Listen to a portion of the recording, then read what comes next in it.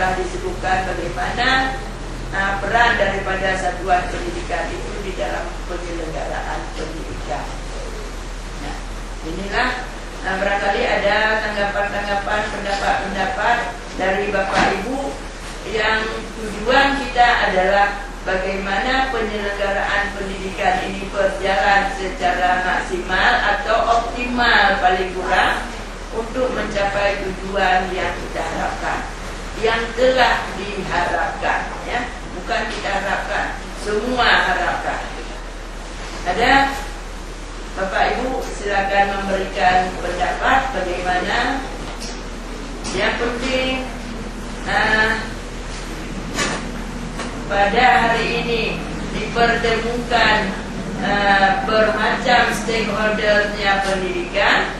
Mudah-mudahan berjuang memperhatikan pendidikan, menyatukan visi dan misi di tempat ini.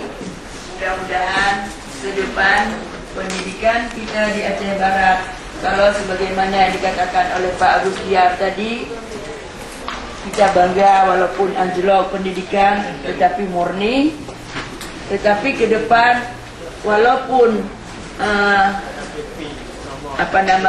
kita laksanakan sebaik mungkin, kita harapkan hasilnya lebih meningkat, dan juga kita harapkan semurni mungkin, seobjektif mungkin. Itu harapan kita semua.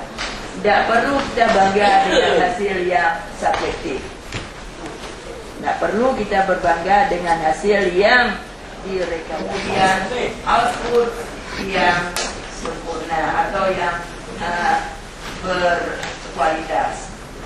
Kita ketahui bahwa proses pendidikan ini dari perencanaan yang perlu dimantapkan dengan melibatkan semua komite sekolah, kemudian proses pelaksanaan penyelenggaraan yang tepat, kemudian perlu juga pengawasan yang.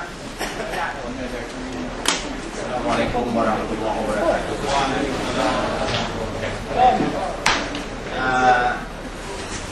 Kembali kami mohon maaf